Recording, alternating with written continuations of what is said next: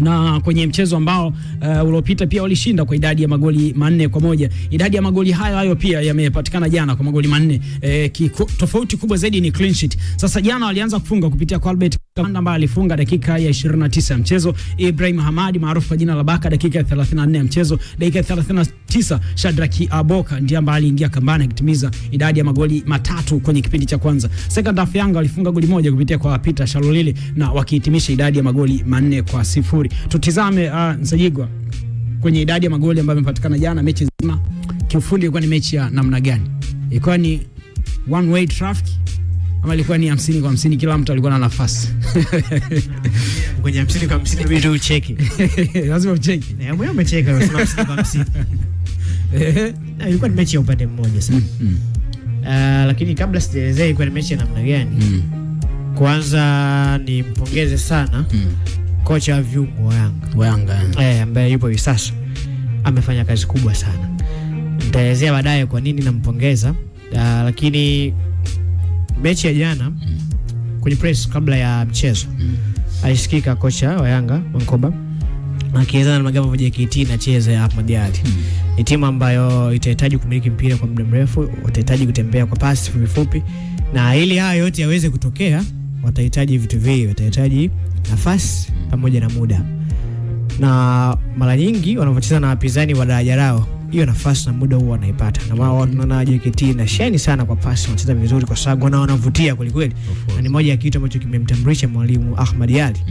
Sasa jana ambacho Yanga amekifanya, alipunguza huo muda lakini pia akawanyima hiyo nafasi.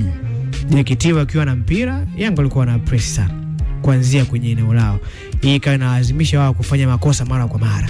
Kila ambapo JKT walikuwa wakijaribu kuanzia nyuma, unakuta una pressure na watu watatu na wanne, ile pressure walikuwa wanashinda kuhimili.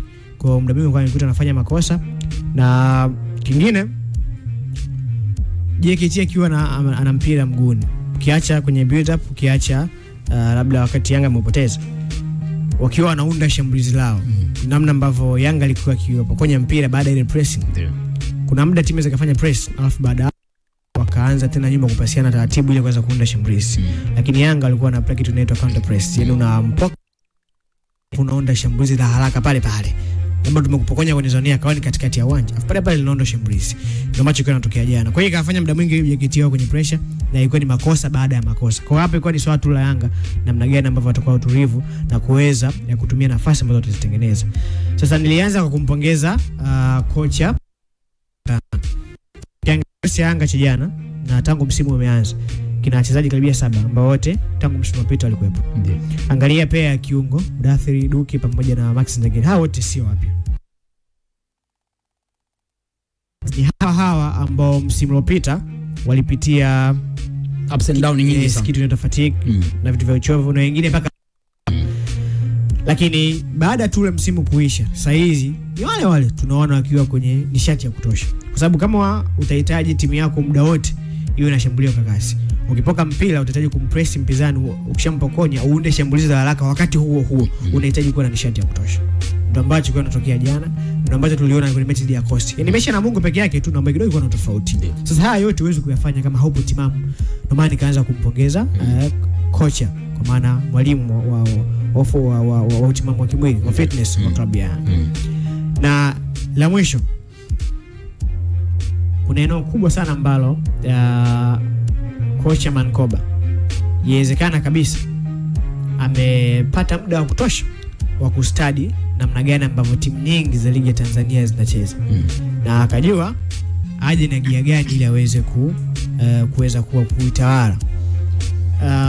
Wakati Gamondi anakuja kwenye msimu wake wa kwanza, namna ambavyo Yanga inacheza kwa hivi sasa na ambavyo Gamondi alikuwa anacheza, na kwa staili ile alikuwa anaweza kufanikiwa kufunga magoli mengi sana, kwa sababu atakupress muda mwingi, atakunyima mpira, na vile ambavyo unazidi kuweka pressure kwa wachezaji wako, ndio namna ambavyo unazidi kuweza kutengeneza makosa zaidi na magoli yanafungwa zaidi.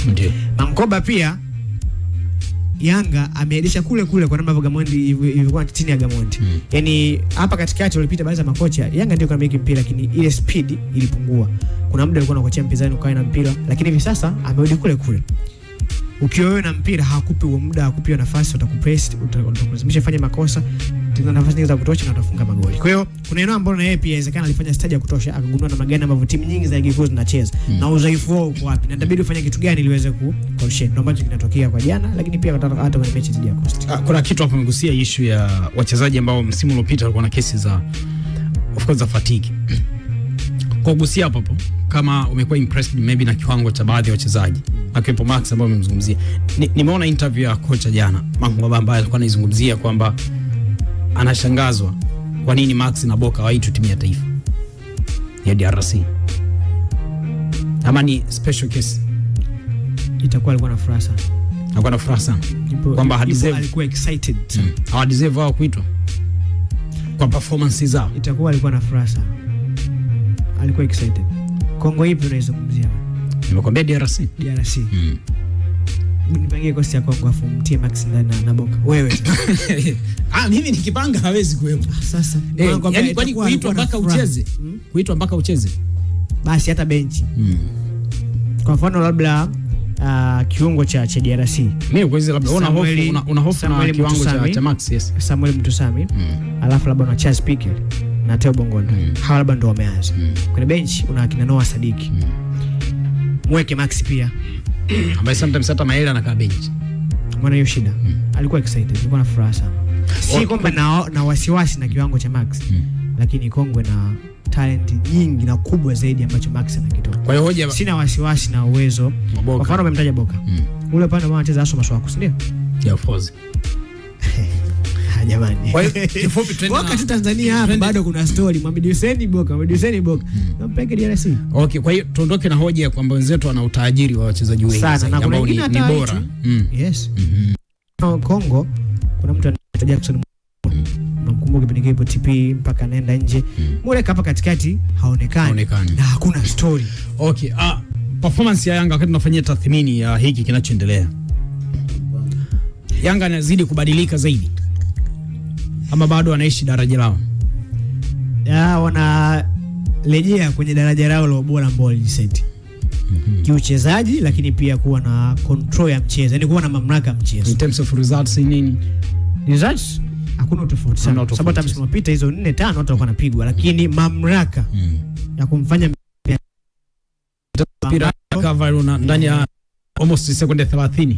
Jana kipindi cha kwanza tulifanya calculation kwa naangalia mechi na Wakanda ilikuwa 10.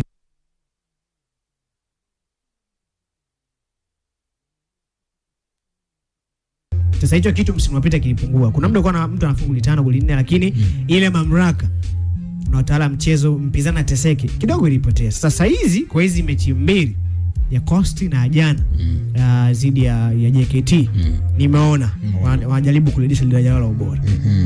Okay, kwenye hii issue kwa kumalizia tutizame kiwango cha Albert Kangwanda ambaye ni ingizo jipya kwenye ligi ya Tanzania. So far ni MVP wa ligi ya wapi? Ya Zambia.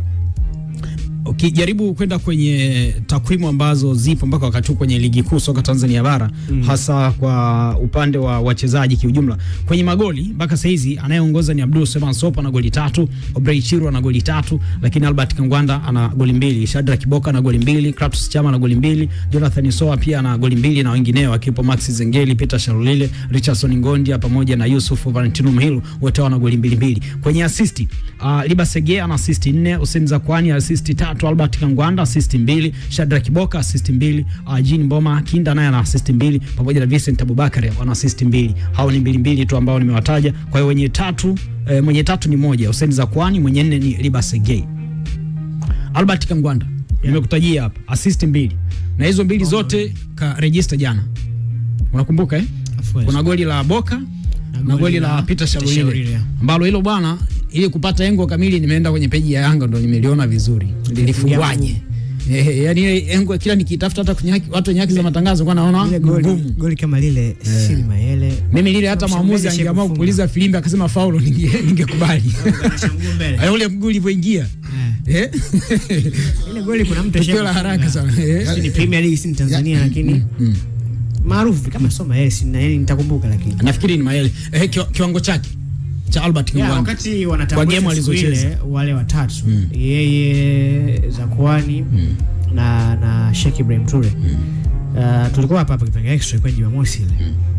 Uliniuliza nani hapa unamwona ni mali, mimi nimtaja yeye. Na sababu za kumtaja nipata nafasi ya kumuona. Lakini pia anatoka ligi ya adaptation ya kimazingira kutoka ligi ya Zambia kuja Tanzania inawezekana isikupatabu sana kutokana na ukaribu, mazingira yanafanana Zambia na Tanzania, kwa nilikuwa nategemea ataadapt kwa haraka. Lakini cha pili ni quality ambayo yuko nayo. Ukiangalia hizo assist amerejista kwa njia mbili tofauti. Kuna moja ni mpira wa kutenga, goli la Shadrack Boka. Kwenye mwamba wa pili kulikuwa ni foul upande wa kulia huko. Lakini kuna nyingine ile cross amefunga Peter bora 4. Kama haitoshi pia ukiacha kucontribute magoli kwa kwa hiyo njia yeye kutengeneza, ashatengeneza nafasi 13 na anayeongoza kwa kutengeneza nafasi ni Basegea ambaye ana 22. Yes. Goli pia la Ibrahim Baka. Ile foul pia yeye ndo alianzisha. Yeye anacheza Juki Abuya anaichop kwa Zakwani cross yeye ambayo Ibrahim Baka anacheza anafunga. Kama haitoshi goli la kwanza ambalo amelifunga yeye, ule utulivu ambao alikuwa nao kwenye box ni wachezaji wachache wako nao. Kumbuka ilikuwa ni attempt ile ambayo ya Shadrack Boka. Alipiga ile shoot ambayo ikala nguzo. Mpira wa pili akakutana nao yeye kwenye pembeni hapa. Na alifunga pale pale wakati kuna wachezaji wawili wa JKT plus goalkeeper watatu. Of course. Positioning na kutumia nguvu kubwa. Aliangalia to space then akaupiga mpira kidogo tu hata kupiga shoot. Sasa ingekuwa mchezaji mwingine pale kwanza angekosa utulivu, angekuwa na miguso mingi, lakini pia angetaka kupiga bomba ambapo angejikuta hizo anabatiza wachezaji au anatoa mpira nje.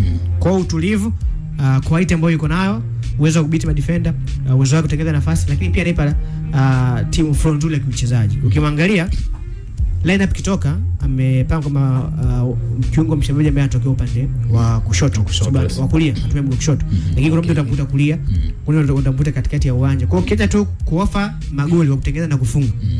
Lakini pia hata kwenye acceleration ya timu kiuchezaji pia amekuwa na mchango mzuri. Kwa hiyo kifupi performance yake anakifanya kwa mimi sio surprise, ni kitu ambacho nilikuwa nakitarajia kwa sababu quality yake naifaa. Okay, kwa kumalizia, nimeona comment jana. Kocha wa Yanga Double M anasema kwanza kampa pongezi mkongwe Shwaboy kwa dakika alizocheza, alionyesha kiwango bora na hakupoteza mpira so far, ila alichezwa madhambi. Nilimwona Chuga Boy kwa dakika alizoingia kuanzia dakika ya 60 ile. Juki Abuya kama sio alipoteza pasi moja tu kwa dakika zote 90 alizocheza. Lakini Chuga Boy hata kama ametoka injury si nini na nini, kwa dakika alizocheza alipoteza mipira 5 ambayo hiyo sio kwenye pressure, ila ni yeye tu kwenye kuhitaji kufanya mambo mengi. Mwalimu anasema kwamba mchezaji ambaye yuko individual zaidi hatakuwa sehemu ya kikosi chake. Anataka gusa moja achia, yani mcheze mchezaji wa timu. Mchezaji wa timu. Ni comment ambayo inaweza kumuongezea pressure, japo mwisho akasema kwamba wanahitaji kumsupport kijana. Nadhani hicho cha mwisho ndio kitu kizuri zaidi. Mchezaji ajue kwamba ipo Yanga.